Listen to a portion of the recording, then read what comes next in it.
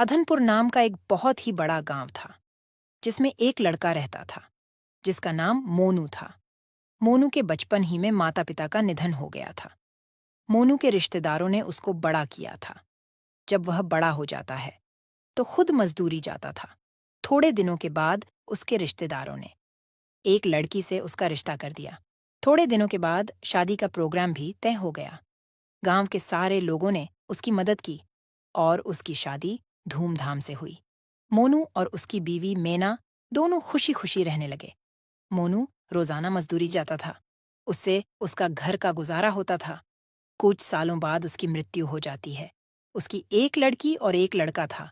लड़की 12 साल की थी और लड़का 8 साल का था। लड़की 7वीं कक्षा में पढ़ती थी, जबकि लड़का तीसरी कक्षा में पढ़ता था। मोनू के मर जाने के बाद कोई कमाने वाला ना रहा।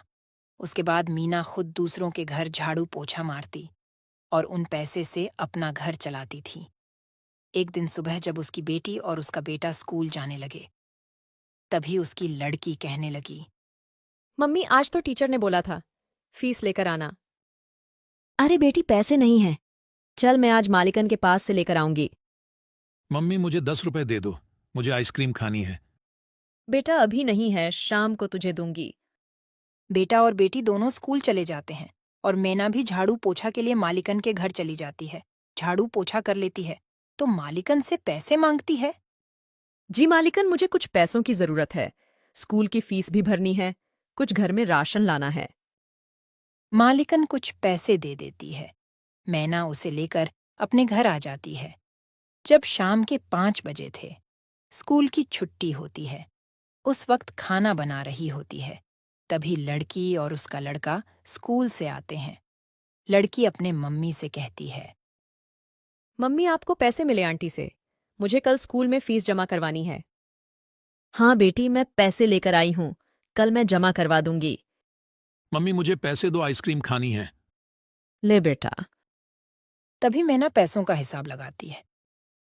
मैंने फीस के पैसे अलग रख दिए हैं, कुछ बच्चों के लिए अलग रख दिए हैं। अभी तो राशन लाना बाकी है, कुछ ही पैसे हैं। इतने पैसों से तो आज रात का ही राशन आएगा। कल क्या होगा? मेरे बच्चे कल क्या खाएंगे? आज का खाना तो बच्चे खा लेंगे, लेकिन कल सुबह क्या कहेंगे?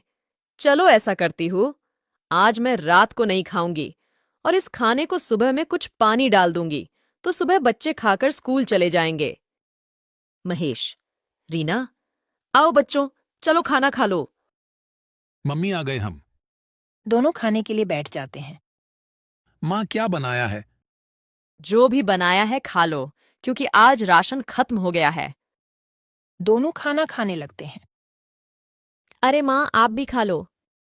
बेटी, बस इतना ही खाना है, उसके अलावा कोई घर में राशन नहीं है।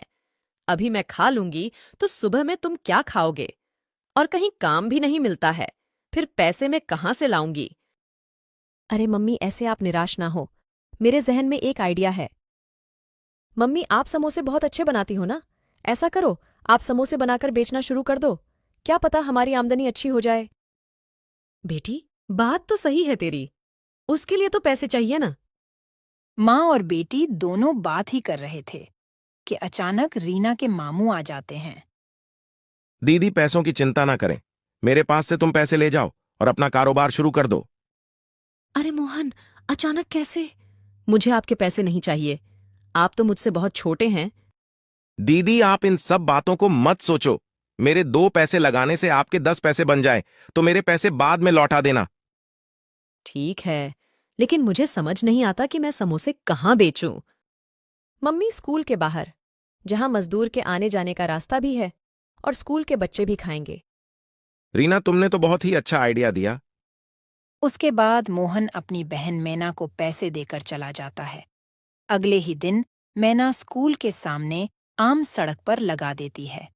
वहां पर समोसे खाने के लिए मजदूर और बच्चों की भीड़ लग जाती है। आंटी, समोसे की खुशबू तो बहुत ही अच्छी आ रही है। मुझे भी समोसे की प्लेट दो ना।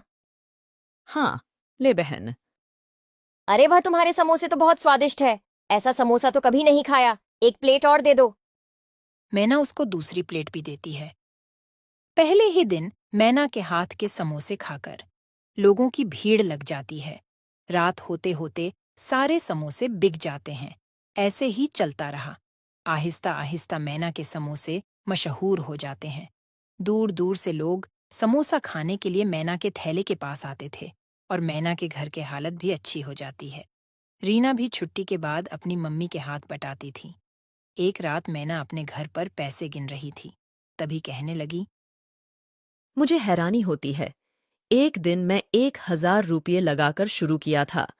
आज दिन के 15,000 दिन के कमाती हूँ। मैं अपने भाई को डबल पैसे वापस दूंगी और इन पैसों से अपने बच्चों का भविष्य बनाऊंगी। अगले दिन फिर समोसे लेकर बेचने निकल जाती है। शाम होते होते सारे समोसे बिक जाते हैं। तभी रीना कहती है, मम्मी आज भी बहुत बिक्री हुई है। इन पैसों को क्या करोगे?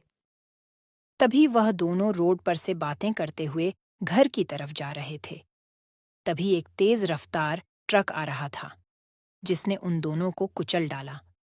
उसी वक्त वह दोनों दम तोड़ देते हैं। अधूरी इच्छा होने की वजह से वो दोनों चुड़ैल बन जाते हैं। अरे मेरे महेश का क्या होगा? अभी तो बहुत छोटा है। उसकी देखभाल कौन करेगा? अम्मी अब हमारा घर कैसे चलेगा? हमें कुछ करना पड़ेगा। बेटी, घबराने की जरूरत नहीं है। हम दोनों अपनी इंसानी शक्ल का रूप ले लेंगे और हम समोसे बेचते रहेंगे। इस तरह वह दोनों अपने इंसानी रूप ले लेते हैं और अपने घर चले जाते हैं। मम्मी, इतनी देर क्यों हो गई? कब से मैं आपका इंतजार कर रहा था। मुझे तो डर लग रहा था। तभी मम्मी महेश को अपने गले से लगा लेती है। अगले दिन सुबह दोनों माँ बेटी इंसानी रूप में समोसे की लारी लेकर निकल जाती है। सुबह से लेकर शाम तक समोसे की लारी पर खूब भीड़ रहती है। सारे समोसे बिक जाते हैं। दोनों माँ बेटी घर जाती है तो दोनों